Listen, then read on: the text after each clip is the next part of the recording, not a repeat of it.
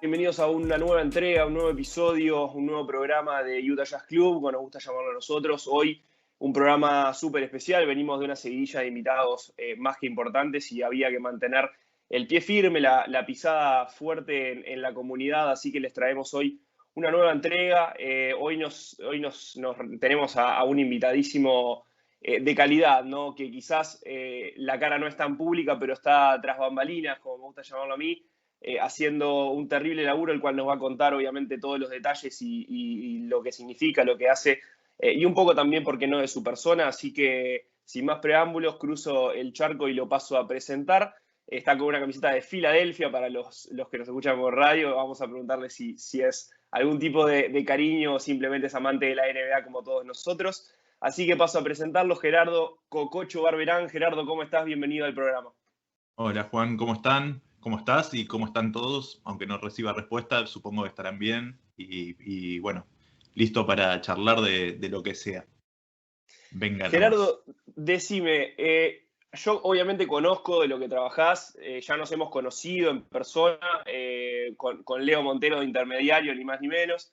Así que nada, una experiencia tremenda acá en Uruguay por parte del G-League, NBA International Challenge, así que buenísimo. Contale para algún distraído que de repente no conoce cuál es tu laburo, ¿qué es lo que haces vos bien? Bueno, mucha gente no debe conocer porque no es algo que se deba conocer, digamos, que no es algo al que le tengan que poner atención, así que para los que no conozcan o no sepan de mi trabajo, lo que tengo a cargo son los contenidos o las grabaciones, etcétera. Muchas cosas que tienen que ver con el contenido de cubrir esto que amamos todos, que es la NBA, para Latinoamérica. Así que esa es mi labor, básicamente. ¿Hace cuánto que estás con el proyecto? Y estoy ya, comenzó todo en 2015. Ahí se armó se armó todo desde cero, todo lo que están viendo ahora en las redes sociales de Latinoamérica y todo. Y yo estoy desde ahí, desde un principio, así que súper contento. Obviamente nunca me imaginé poder estar participando de eventos o de cosas que suceden alrededor de la NBA. Sobre todo estos últimos años que pasaron un montón de cosas, lindas, feas, buenas, todas súper únicas, ¿no? Porque muchas de las cosas que pasamos en estos años no se van a repetir ni se pueden volver a repetir. Así que eso para alguien que yo soy guionista, autor de televisión, radio, lo que sea, pero me dedico a escribir. Entonces ese tipo de historias para alguien que escribe o que desarrolla historias es la NBA sobre todo, pero más todavía estos últimos años es como una cantidad de ¿cómo sería? Como una constante generación de historias, ¿no? Después está en uno ver cómo las desarrolla y qué hace con eso, pero es como que nunca te va a faltar material, o sea, siempre vas a tener un montón de lugares por donde meterte, historias chiquitas, historias grandes, historias más. Lo que se te ocurra podés explorar por todos lados. Entonces eso para alguien que se dedica a contar historias como yo, cuando empecé en 2015, me pareció como era genial, y después lo terminé comprobando en el día a día, que es un lugar donde las historias son inacabables, ¿no? Ustedes también desde el podcast habrán encontrado un montón, las que conocemos y las que no conocemos. Sí, bueno, nosotros, como te decía, la comunidad Twitter NBA y obviamente todos los fanáticos de NBA que me siguen y que siguen a la comunidad a diario, realmente se ven muy arraigadas con lo que es NBA LATAM, ¿no? Y ya, sin ir más lejos, las NBA LATAM Parties que están gestionando ahí, que realmente es una idea muy buena, que envuelve y hace sentir parte de la NBA a toda Latinoamérica. Es algo a lo cual uno está orgulloso, porque se da cuenta que la parte internacional NBA efectivamente existe y se tiene en cuenta un poquito más quizás a Latinoamérica, cosa que antes estaba en debe. Eso es algo que siempre criticamos todos, en realidad, el hecho de que la NBA fuese solo una liga nacional, quizás tenga algún tipo de destello en Europa, pero acá no llegaba mucha cosita, y ahora, bueno, gracias a NBA Latam, obviamente ese puente se está construyendo. Pero te iba a preguntar, en realidad, para iniciar este podcast, vos me dijiste que arrancaste en 2015 con este proyecto lindo, que te pasaron cosas obviamente sin precedentes, como es la pandemia, y eso te vino bárbaro porque vos le sacás mucho jugo de parte escrita a todas estas cosas, tanto lindas como buenas. Pero yo te quería preguntar, en el 2014 o en el pasado, ¿no? ¿Cómo fue tu formación? ¿Qué hacías vos? ¿Ya eras amante de la NBA como hincha? ¿Ya te gustaba? ¿Tenías algún sueño de llegar a esta liga? ¿O quizás eras más futbolero? Contame tus inicios. Bien, bueno, voy a contar una historia, les va a sonar familiar a muchos, sobre todo a los que tengan mi edad. Yo tengo 37 años, entonces mucha parte de mi infancia tuvo que ver con la época de Michael Jordan en Chicago Bulls, donde la NBA estaba explotando, obviamente, y llegaban los partidos, y no era la etapa esa donde los partidos venían 2 días después o 2 semanas después y los tenías grabados. No era esa época, sino la posterior, donde ya ESPN transmitía los partidos. Entonces, estamos hablando 95, 96.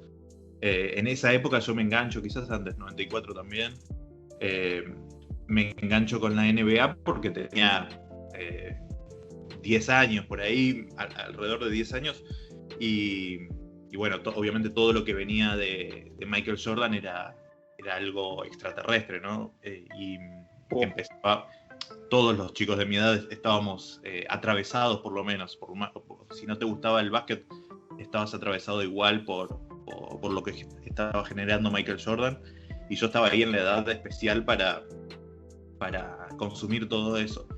Y yo vivía en una ciudad bastante basquetbolera de Argentina, en Chaco, en Villa Ángela.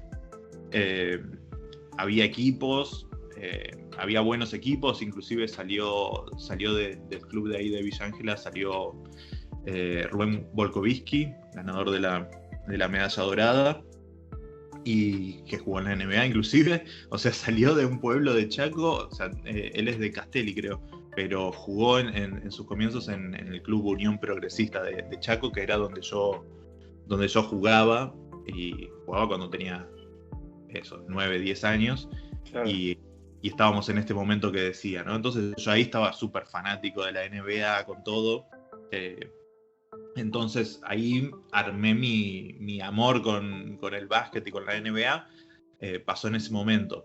Después uno, bueno, se va haciendo grande, empiezan a llegarle un montón de otros intereses, ¿no? Obviamente con la edad. Pero nunca dejé el básquet, porque hice básquet en la secundaria y todo. Ya sin tanta pasión, sino como un deber de ahí de la materia de educación física. Y después entró, viste, la NBA entró en la etapa de Shaq en los Lakers, donde estaba muy dominante, y eso se volvió un poquito aburrido. Esto se lo escuché a varias personas decirlo en algún momento, como que era muy difícil competirle al equipo ese, ¿no? Entonces era como un poco más aburrido la propuesta que tenía para mí, ¿no? La propuesta que había en la NBA en ese momento. Y porque además yo soy una de esas personas que ama que el equipo chico salga campeón y que el que menos tiene pueda dar vuelta a la serie. Entonces, como fanático de Utah te tengo que decir que ya me caíste bien. Completamente de acuerdo. Entonces era como que eso no podía pasarle nunca a un equipo de Shaquille O'Neal en esa época, claro. Los dos, por ejemplo. Entonces eso hizo que me aleje un poco, dejé de mirar mucho. Quizás miraba algunos playoffs, sobre todo en la etapa de Manu, o las finales, pero no seguían los equipos y eso, hasta que pasó lo que tenía que pasar, que no debería haber pasado, pero bueno, finalmente pasó que mi equipo de fútbol acá en Argentina cambió de categoría en 2011, Entonces no vamos a ahondar en detalles, pero bueno, la cosa es que me quedé como sin un deporte para ver, porque era claro. con qué entusiasmo ahora. Eso fue en 2011, ¿no? Y entonces dije, bueno, vamos a ver qué está pasando en la NBA. Y ahí arranqué de vuelta a consumir un poco más de NBA. Me interioricé un poco más en los jugadores y en cómo venía todo. Y ahí empezó de vuelta el interés y lo mantuve, ¿no? Lo mantuve hasta eso, 2014, donde bueno, ahí sí ya me puse un poco más las pilas con la temporada y con las finales, sobre todo las de 2015 de Cleveland contra Golden State, la primera, ¿no?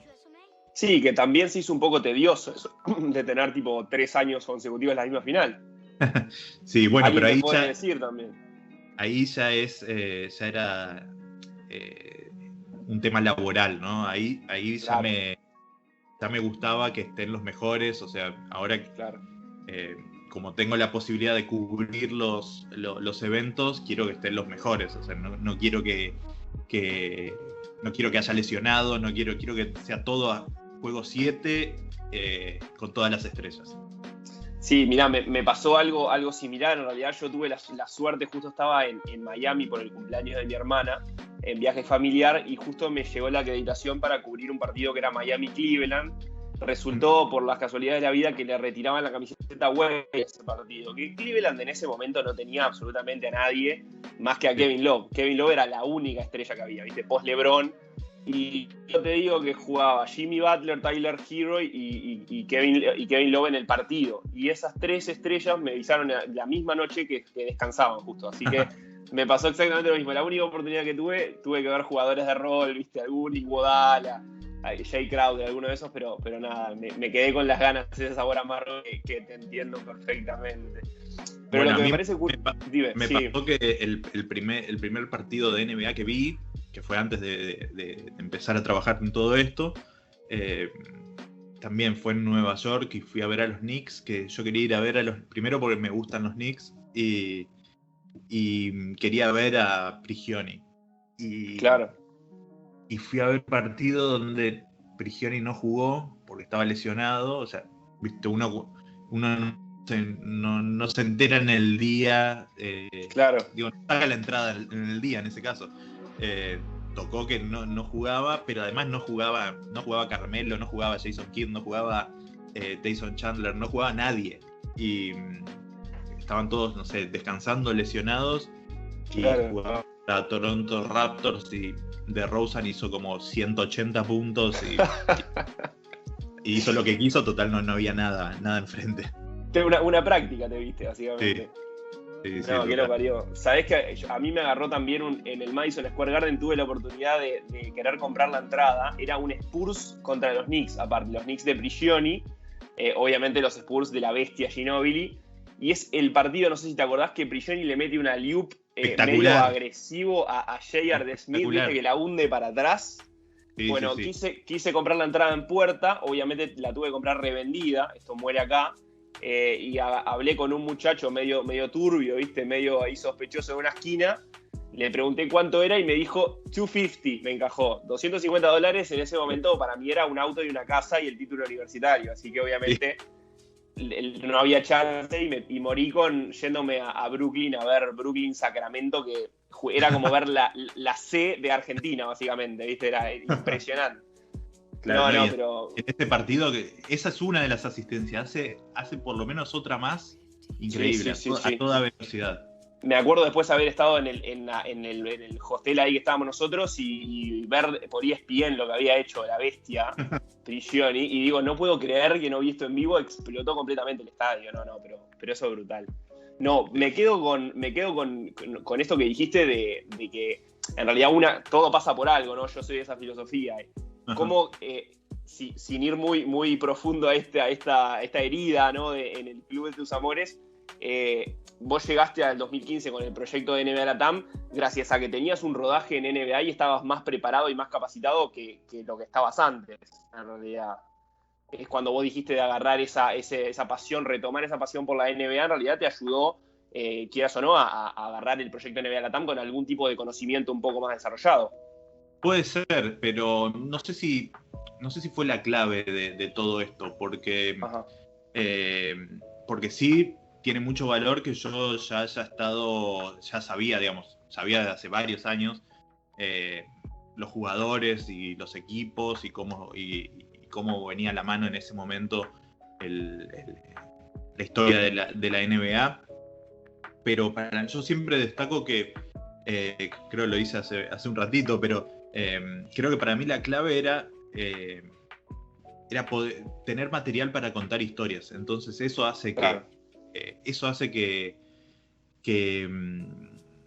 que yo me pueda destacar o que pueda aprovechar lo que pueda hacer, ¿no? Porque después, en este caso, se suma algo que a mí me gusta como en la NBA, pero supongo yo, ¿no? Pero sería el mismo caso si fuese golf o si fuese béisbol, lo que sea, mientras me dé material para contar algo. Eso creo que es lo clave. Obviamente no, si fuesen alguno de esos deportes no tendría una cuestión más emocional, pero sí me dejaría explorar las mismas cosas. Pero bueno, fue NBA que es como decir el premio gordo, ¿no? Mejor imposible. O sea, si lo quería idear, no me salía. Claro. Impresionante. Te quiero preguntar ahora, yendo un poco más a la parte donde vos entrás al mundo NBA, ¿no? Que en mi mente, en realidad, yo sí tengo que imaginarme la situación con la que vos firmaste ese contrato.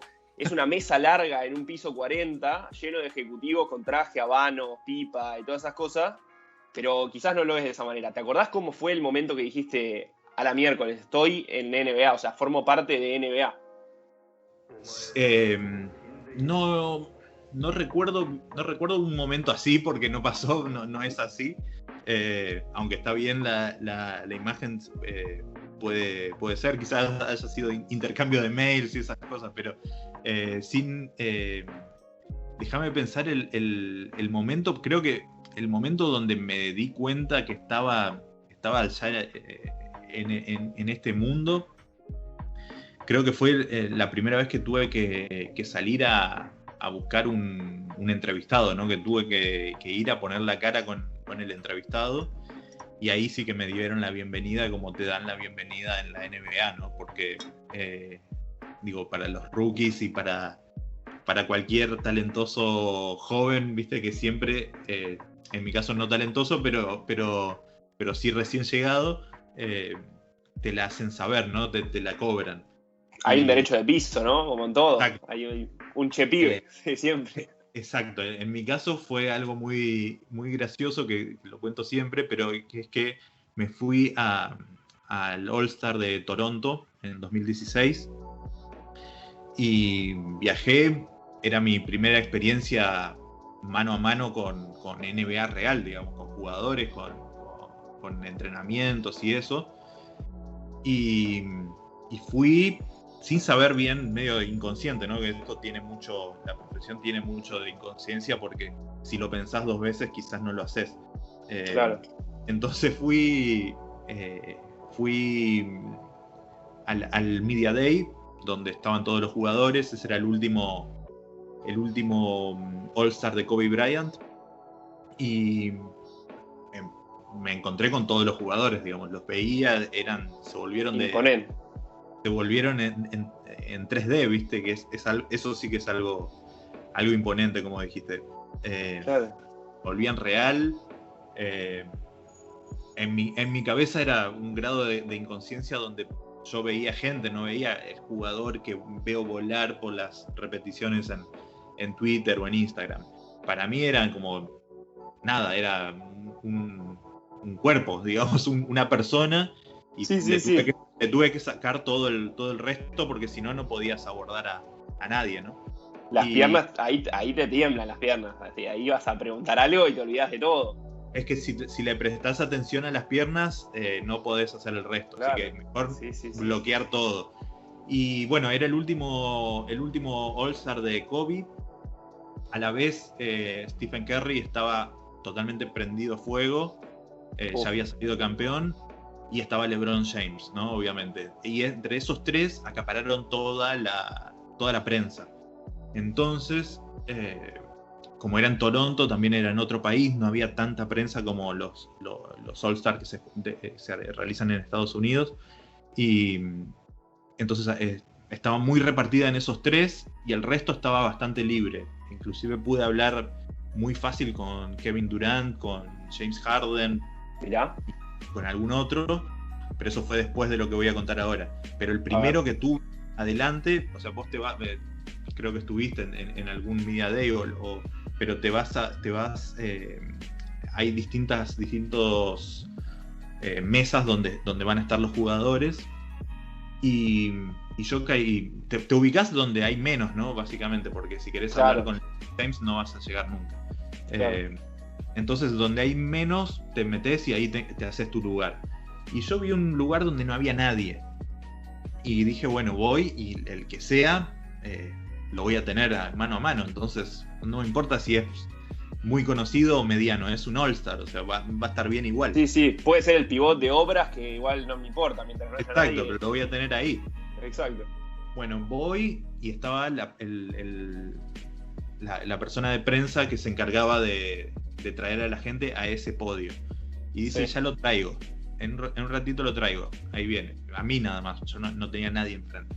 Y cuando viene con Greg Popovich. Mirá. Entonces, estoy yo solo con Greg Popovich para mi primera pregunta en inglés, obviamente. Mano a mano en la NBA. O sea, toda la presión que podía tener. O sea, hubiese preferido que venga Kobe Bryant abrazado a Michael Jordan, ¿viste? Porque aparte Popovich es de esos que te descansa, o sea, donde te das cuenta que sos un chepibe, te hace de goma.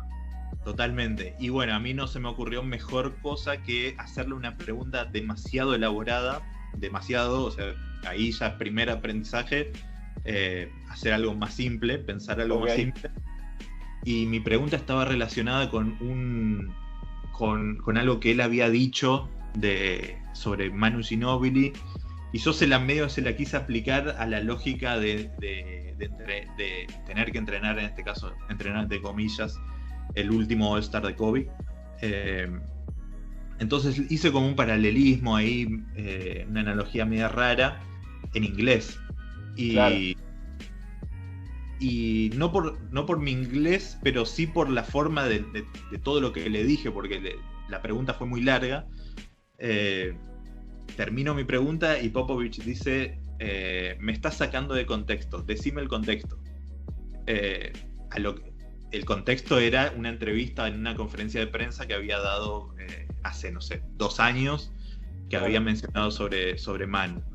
Entonces yo tenía que desarrollar un montón, ¿viste? Y entonces ahí el tipo me tiró invirtió los roles, ¿no? Obviamente él me estaba consultando a mí y yo me tenía que expresar de más, digamos, tenía que extender mi discurso. Sí, en otro idioma, sin práctica alguna. Totalmente, nada, cero. Totalmente, tenía que armar todo ahí en la cabeza y le tiro de vuelta la pregunta y me dice, pero me parece que me estás sacando de contexto, yo no sé si dije eso.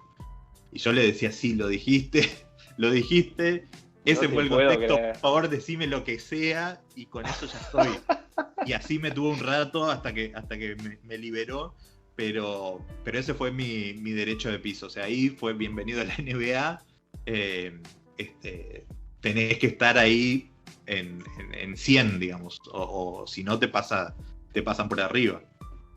Claro, no, brutal. O sea, me puse mal yo, imagínate en ese momento vos. No, igual yo me puse bien, o sea, ese tipo de cosas sirven más que cualquier otra. O sea, para mí eso es aprendizaje puro, aparte de la mano de una de las personas que más hizo aprender a toda la camada que existe ahora en la NBA. O sea, aprender de primera mano de Popovich es algo que tenés que aceptarlo, no tenés que evitarlo. O sea, hubiese preferido eso a a preguntarle cualquier cosa y que me haya respondido correctamente solamente para cumplir.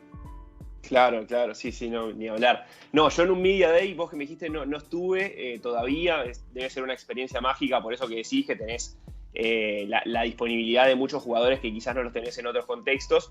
El momento que sí me hizo pasar a mí de che pibe, como vos decís, es en el vestuario de los Miami Heat, con Jay Crowder, básicamente, que es un jugador intimidante, obviamente, si se puede decir, 2 metros, ancho también como un ropero, y con un temperamento, viste, a lo Marcus Smart, así como peleador, guerrero.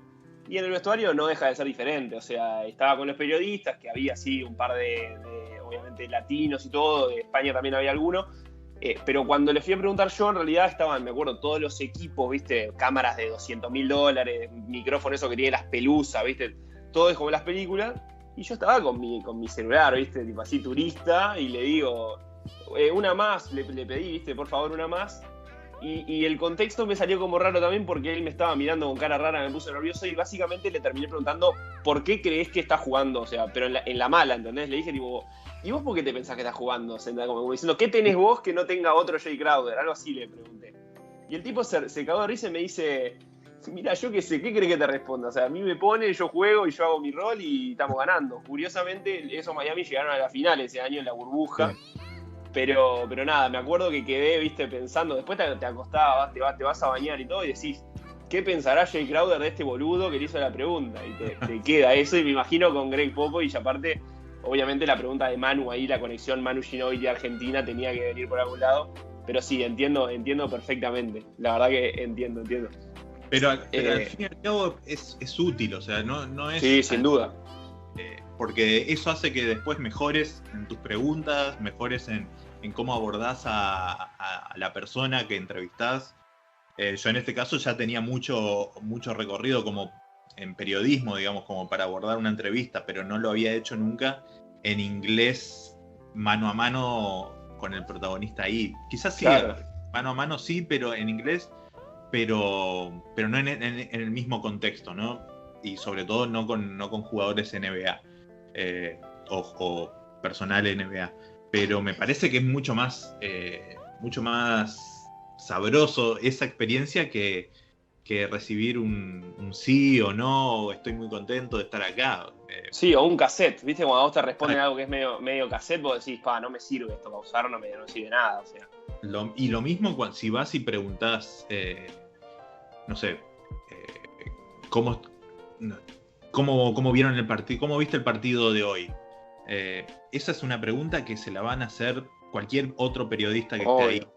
Entonces no es necesaria porque viene el de los, no sé, cualquier medio de básquet de Estados Unidos o de básquet o de televisión o lo que sea, y viene el reportero de ESPN y le pregunta eso, porque eso es lo que tiene que sacar el reportero de ESPN, pero entonces si vos vas y preguntás no lo mismo, porque en el caso de que no se lo hayan preguntado antes, preguntás eso, estás gastando una bala que sabés que en cualquier momento se la van a mandar. Entonces, preferible buscar tu pregunta donde vos puedas encontrar una respuesta que te sirva a hacerla fácil, ¿no?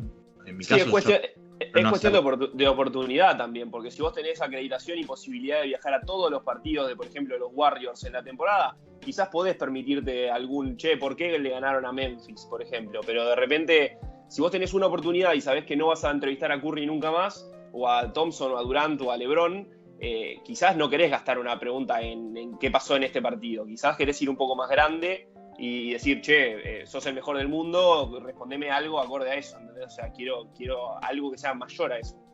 Exacto, totalmente. Pero bueno, siempre termina siendo eso de saber elegir el momento y entender en qué situación te toca, porque si te tiran la primera pregunta a vos, medio la tenés que hacer, porque no le podés, tenés que hacer esa, porque no podés, el tipo está ahí en caliente. Si tu pregunta un poquito más elaborada viene después, claro, no sirve tanto para romper el hielo, pero sí para meterla después. Claro, ni hablar. Cococho, decime algo. o sea, nosotros como comunidad latinoamericana obviamente estamos viendo todo el laburazo que se mandan en NBA Latam. Sé que no sos vos solo, o sea, hay un grupo enorme de gente y estuve hablando con Lu Pinillos también, que es la chica NBA, no sé si obviamente la debes conocer, que hay una cantidad de gente joven también, gente emprendedora, gente que genera contenido con mucha energía. En representación a la comunidad, obviamente, NBA en Twitter, que hay mucha gente aspirando o soñando quizás con un lugar en el mundo NBA. ¿Qué crees que podés decirle vos a esa gente joven que quizás tiene un sueño, tiene unas ganas de estudiar, tiene una motivación, como para que algún día puedan llegar a las grandes ligas? ¿Qué consejo podés darle? Bueno, mi consejo es, mi experiencia es muy gráfica en ese sentido, porque primero que nada tenés que hacer, porque si no, no va a pasar, ¿no? Pero por ejemplo, podcast como este, escribir sobre las noticias o sobre lo que sea, estar haciendo cosas es algo súper importante en este caso. En mi caso personal, yo escribí como un diario de las finales de 2015 y ese diario, sin eso quizás no hubiese pasado nada, porque alguien leyó eso y a partir de ahí empezó a surgir todo lo que vino después, pero era una cosa muy, muy íntima. Lo que yo escribía no lo leía nadie, salvo que, bueno, claro, lo terminó leyendo alguien que sí tenía algún tipo de injerencia en lo que vino después. Eso puede pasar en cualquier momento, o sea, no quiere decir que porque hagas algo después termines haciendo otra cosa, pero si no haces nada es imposible. O sea, yo miro un montón de proyectos y contenidos que hacen, no sé, desde gente joven, gente grande, con más o menos presupuesto, pero yo, por ejemplo, los miro todos porque quiero ver qué está pasando, y a mí no me, en mi caso, ¿no? Pero es mi caso, pero a mí no me interesa si está bien producido, mal producido. Siempre puedo encontrar algo dentro de cualquier contenido, puedo encontrarle algo que pueda tener valor si es que lo tiene. Hay cosas que pasan de largo, pero esas búsquedas para mí está bueno que existan estas cosas, que existan la curiosidad por mostrarse, porque si no, en realidad, yo entiendo también que la gente quiere hacer cosas relacionadas al fútbol, por ejemplo, porque claro, el fútbol es muy masivo y es muchísimo más masivo que el básquet, lamentablemente, porque digamos, son dos deportes buenísimos, pero entiendo que haya gente que se incline por el fútbol porque quizás tenga muchísima mayor salida laboral, ¿no? El fútbol, pero a su vez no veo mucho, digo, entiendo que nadie quiere hacer algo relacionado al básquet porque son proyectos súper personales o que te lleva un montón de tiempo que después no lo podés reemplazar con, mejor dicho, no podés premiarlo con plata, digamos. O sea, claro, que vendría a ser lo interesante en todo esto, porque querés dejar de hacer otras cosas que a lo mejor no te interesan mucho o que te demandan otro tipo de tiempo, pero es la que hace que puedas pagar tus cosas, que puedes vivir sin eso. Pero entiendo eso, que el fútbol se lleve todo el talento para ahí. Me gustaría ver un poco más de inversión y desarrollo en cuanto a ligas de básquet, pero que hay, existen las inversiones en eso, pero bueno, veo demasiado desparejo, y no hay otra forma de emparejar que haciendo igual esta tarea, ¿no? Que en algún momento tiene que ser recompensada, y si no, bueno, se descartará. Sí, sin duda, y es como decís vos, no va tanto en la infraestructura, ni tener el mejor equipo de audio, ni el mejor equipo de video. Manos libres y una computadora vieja ya es posible un podcast, y es como decís, ¿no? Cada contenido suma para romper la brecha futbolera, ¿no? Por la cual se conoce y se identifica tanto en Latinoamérica también. Obviamente, no hay que dejar de lado, puede ser futbolero y también tener contenido de básquetbol. En mi caso, si me das a elegir, yo respiro NBA desde que tengo 11 años y bueno, me tiré por el lado de Utah en realidad porque justamente es algo que no se encuentra en ningún tipo de contenido. Ya de Lakers, de Boston, de Nueva York, de Spurs, obviamente de Warriors ni hablar. Ya quizás hay más cosas, hay más podcasts, hay más de todo, que también los consumo obviamente porque me atrae mucho. Pero de Utah me di cuenta que cuando arranqué en 2015, 2016, no había absolutamente nada. Entonces, bueno, mi idea era unir un poco a la comunidad, a la gente que estaba desperdigada por ahí, que tenía algún recuerdo como vos tenés de Jordan. Bueno, yo era tu clásico rival, si vos te acordabas de Jordan, porque Sí, sí. si vos pones Jordan en Google, la víctima siempre es Utah Jazz en el 97-98. Así que lo agarré por ese lado y dije, bueno, quizás hay algún otro curioso, quizás un poco más longevo que yo, que tenga experiencias, que nos pueda contar algo de Stockton, de Malone, de aquella era de Jerry Sloan. Y de hecho, bueno, lo conseguimos, ¿no? A lo largo de los años y nos hemos vuelto, la verdad, que mucho más grande. Este podcast también ayudó muchísimo para conocer. Hemos tenido charlas con mucha gente que nos cuenta anécdotas tremendas, así como la que me contaste vos de Popovich. La verdad que la disfruté tremendamente. Hay un montón, pero nada, va el consejo, ¿no? Para Twitter NBA, de que hay que hacer sin miedo, que obviamente puede que llegue tal vez antes, tal vez después, pero la manera es esa, es generar contenido bueno, y con ese contenido ir para adelante. Sí, o sea, de vuelta quiero volver sobre algo que me parece que es lo más valioso, que es, no, a mí por lo menos, estoy hablando desde mi punto de vista. No es importante hacerlo, no sé, como hace, por ejemplo, no sé, vayamos a este caso de este podcast en específico. A mí no me interesa que este podcast suene igual al de Watch. Claro. Porque ya sé de entrada que este podcast tiene otros recursos que un podcast de ESPN o de Ringer o de quien sea. Tienen otro tipo de recursos, otro tipo de tiempos. Entonces, si vos me pones los dos podcasts al mismo tiempo, yo entiendo cuál es el valor de uno y cuál es el valor del otro. Claro. Por lo tanto, ahí, porque si no, viste, es muy fácil frustrarte porque decís, che, quise hacer un gráfico y al final es no tiene comparación con respecto a lo que hizo ESPN. Claro. Entonces ahí te frustras fácil y no lo haces. Pero bueno, lo que estaría bueno sería qué pasa si un día tenés los mismos recursos que tiene ESPN para realizar este gráfico. Claro. ¿Seguirá siendo mejor el otro o el tuyo va a tener el valor que realmente tiene, digamos? Ahí está la clave y ahí está donde tenés que mirar cuando vas a elegir algún tipo de contenido para consumir, ¿no?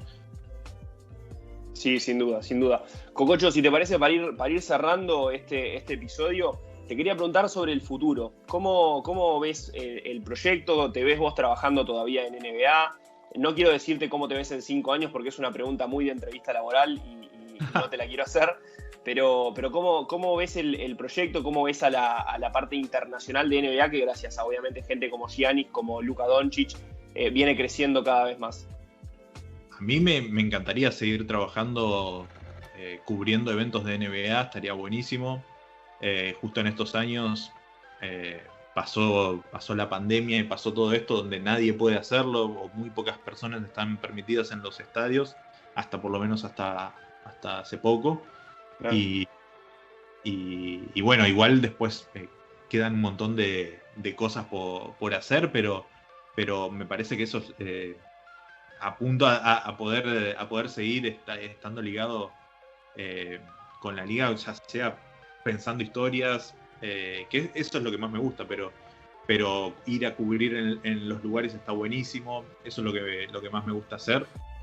Así que después no depende de mí cómo resultan todos los años. Eso es depende del trabajo que se le pone y las cosas que pasan, como en estos años donde no se podía manejar nada, ¿no? Pero bueno, creo que lo que sí me gustaría seguir relacionado a cubrir NBA, eso seguro. No sé cuántos años, eso ya no depende de mí. Por mí.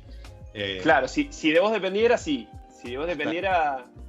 Sí, hasta que alguien levante la bandera y la cuelgue del techo con mi cara, pero también es imposible pedirlo, pero bueno, ya que estamos, eso sería lo ideal, pero no hay un techo en este caso para colgar. ¿Por qué no? Quizás sí, siempre hay que tener esperanzas. Pero nada, Cococho, déjame agradecerte por estos 40 minutos. Realmente sé que te hiciste un tiempito ahí en tu agenda y te agradecemos por eso. También por la buena onda, obviamente, que eso siempre viene bárbaro en el podcast, y por haber contado una de las tantas anécdotas que debes tener en toda tu experiencia y tu rodaje en el mundo NBA y previo también. Nos encantaría tenerte como invitado nuevamente en un futuro, quizás, ¿por qué no? Y bueno, no sé si vos te divertiste, si la pasaste bien, así como nosotros. Por supuesto, sí, siempre que se trate de hablar de NBA, le doy para largo, así que en cualquier momento seguimos cruzando anécdotas, así que no tengo ningún problema. Estuvo buenísimo y disfruté bastante la charla, así que muy divertido. Te tomo la palabra entonces y quedaremos para algún futuro, quizás en persona, ¿por qué no? Depende de lo que nos permita el mundo NBA y la vida misma. Gerardo Cococho Barberán acaba de pasar por los estudios. Nosotros terminamos una nueva entrega de Utah Jazz Club, el podcast descontracturado del Río de la Plata, que emite para toda Latinoamérica y por qué no el mundo. Nos encontramos nosotros en el próximo episodio, que ya vendrá. Sean pacientes. Agradecemos a Cococho una vez más. Nosotros nos despedimos. Muchas gracias por estar presente y por escuchar. Chau, chau.